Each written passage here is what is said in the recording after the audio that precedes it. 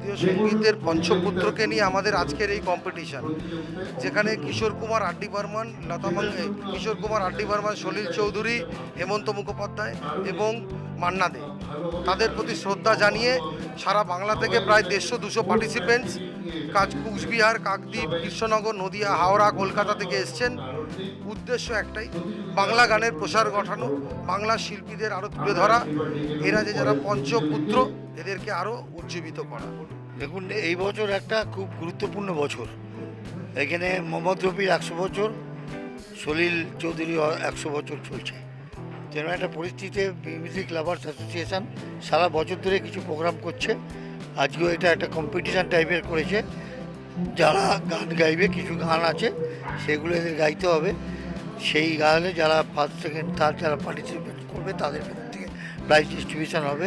It's a very nice, because এই music lovers institution আমি 1 বছর ধরেই দেখছি ভালো ভালো প্রোগ্রাম করছে। এই কম্পিটিশানটা অ্যাকচুয়ালি ভারতীয় সঙ্গীতের পঞ্চপুত্র যারা, অল লিজেন্ডস, এটা এই ধারণাটা নিয়ে যখনই এই আলোচনাটা আমার সাথে আর কি উদ্ভব হয়, তখনই আমার একটা ভীষণ ভালো লাগে যে এই লিজেন্ডসদের নিয়ে একটা কম্পিটিশান হচ্ছে এবং যাদেরকে নিয়ে আজকে এই কম্পিটিশানটা হচ্ছে, মানে তাদের ব্যাপারে কিছু না বলারই নেই, বা তাদের সম্পর্কে যতটা বলবো ততটাই কম হবে।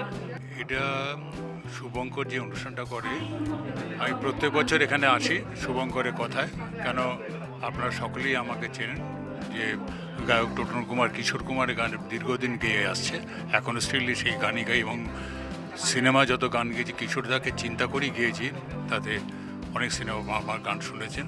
তবে এখানে যে আজ হয়ে এসেছি, সবচেয়ে বেশি টেনশনের ব্যাপারটা হচ্ছে এখনকার সময় দেখছি প্রত্যেকে ইচ অ্যান্ড এভরিবডি খুব ভালো গান গাইছে এবং সেটা দেখে ভালো লাগে।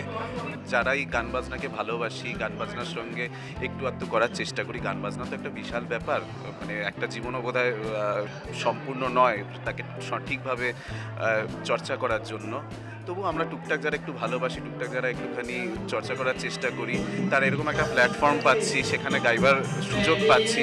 এর জন্য মিউজিক লাভার্স অ্যাসোসিয়েশন শুভঙ্করদা এদের কাছে মানে অন্তর থেকে কৃতজ্ঞতা। আজকে আমি এই কম্পিটিশানে এসেছি, ফেসবুকে একটা আমি পোস্ট দেখলাম, দেখে তারপরে দেখছি শুভঙ্করদা একটা পোস্ট করেছিল সঙ্গীতের প্রতিযোগিতা, ভারতীয় সঙ্গীতের পঞ্চপুত্র, এটা নিয়ে প্রতিযোগিতা হবে। তারপরে আমি দাদার সঙ্গে যোগাযোগ করে তারপরে এখানে এসেছি। আমাকে যে এখানে এত বড় একটা সুযোগ বা অপরচুনিটি দিয়েছেন, এই সবাইকে, মানে এখানে যে সদস্য দাদা ভাইয়েরা আছেন সবাইকে আমার নমস্কার, প্রণাম এবং ভালোবাসা। ক্যামেরায় চিরঞ্জিতের সঙ্গে দেবপমের রিপোর্ট, এস নিউজ।